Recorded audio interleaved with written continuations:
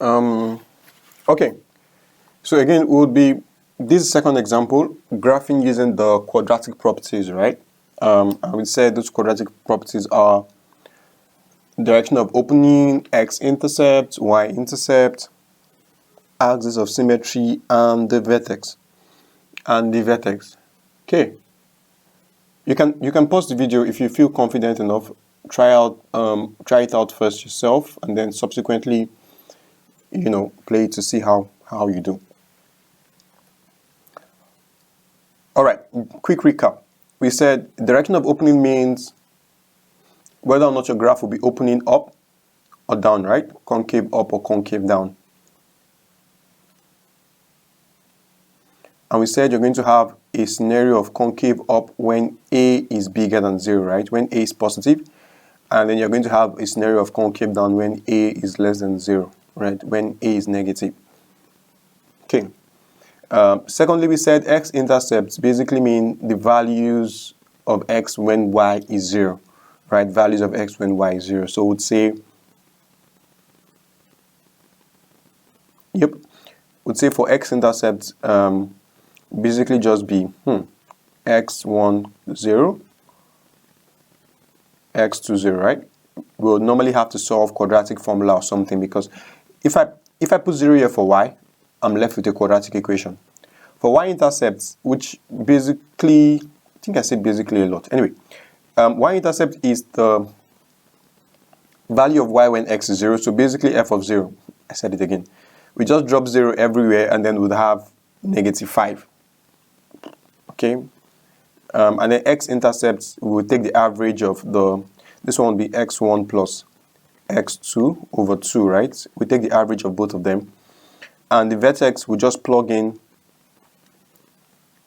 x1 plus x2 over 2, and we'll plug in this into the function. Whatever the answer was for that, we plug it into the function, and then we get the corresponding y coordinates, and we find it on the graph. Okay, so let's start the work. All right. Direction of opening is up, because basically we have 2. A is positive 2. So that means my direction of opening is up. Since A is positive, so my graph is going to look like this. Right? For x-intercepts, we need to make y 0, so we're going to have 0 is equal to 2x squared minus 3x minus 5. I can do my back. Let me use factorization for this. I think it works for this. So I'm going to have b and ac. My b is -3. My ac is -10. Yep, yes, -10. Right? So I would have the two numbers I can use, I think 5 and 2, because there's a way I'll subtract them, I'll get 3. But then what would the signs be? I think -5 and 2. Right? -5 and 2. All right. Let's plug that in. We'd have 2x squared minus 5x plus 2x minus 5 is equal to 0. I can factor out x. I would have x bracket 2x minus 5. I can factor out 1. I would have 2x minus 5 also. I think everybody should be good with this. So I would have x plus 1 multiplying 2x minus 5 is equal to 0. So x is equal to -1, or x is equal to 5 over 2, right? 2.5. Okay, so let me find those values. My x-intercepts are this, -1, and 2.5. 1, 2, 2.5 is right here. Let me put the coordinates. When x is -1, y is 0, and then when x is 2.5, y is also 0, right? So we have the two coordinates there. Next, I will figure out a moment, please. Next, I need to figure out my x-intercept, my y-intercept, which is basically just plug. This is the easiest one, like I keep saying, right? This is the easiest one. Is going to be -5, because if I plug in 0 in, it's not a problem. Okay, I'm going to plug in 0 there. I'm going to have f of 0 is equal to 2 bracket 0 squared minus 3 times 0 minus 5. So basically negative 5, right? So the coordinates are when x is 0, y is negative 5, which is this one. Okay, so we are already seeing the shape of the graph already. Next, we need our axis of symmetry, which I said we get by, of course, it's going to be right in the middle, right? It's going to be right in the middle. So I'm going to do negative 1 plus 2.5 divided by 2, which will give me 1.5 over 2, which is 0.75, or 3 over 4. Okay, so that would be, yeah, x is equal to 0.75 is the line. We're going to have that here.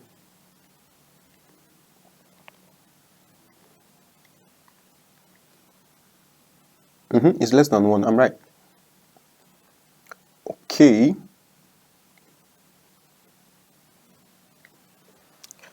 Oh, God. Finally, the vertex. Okay.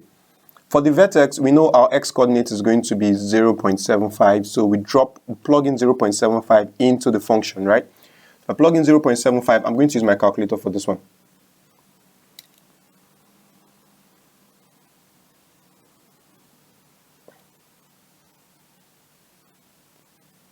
I know we know Desmos graphing calculator. There's also the Desmos scientific calculator.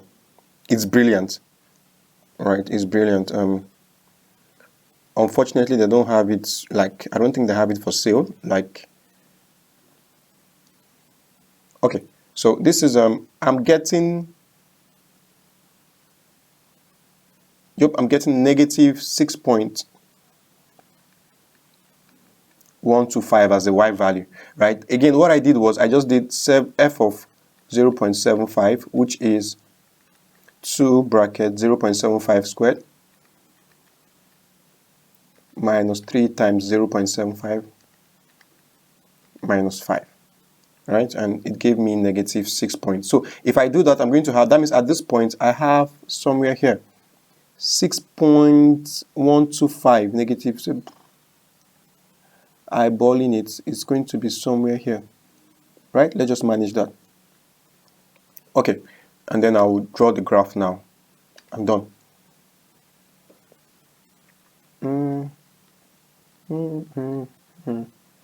To all teachers out there who have been ridiculed by students, you know, yabbing their graph or yabbing their drawings generally. There was one day I was trying to teach angle of elevation and depression, and I was trying to draw a plane. Somehow my plane ended up looking like a fish. Would you believe that was how class ended? These children yabbed me till I just left. Okay, anyway, so this is what the graph looks like.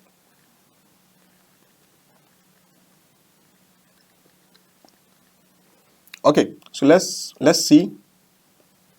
Brilliant, right? Brilliant. I mean, if you did this by yourself, you should be feeling very smart right now, like, oh my God. Yeah, you are. If you didn't do this by yourself, then you can try to just redo it, and then I think you'll get the same exact feeling. I'm just saying so. So try to walk through this by yourself. Again, I would repeat, make sure you can tell what you need to do to get each one, and it should make sense to you why you're doing those, right? It should make sense to you why you're doing those, and then try to solve them out and see. All right. Thank you very much. Love you guys, and bye-bye.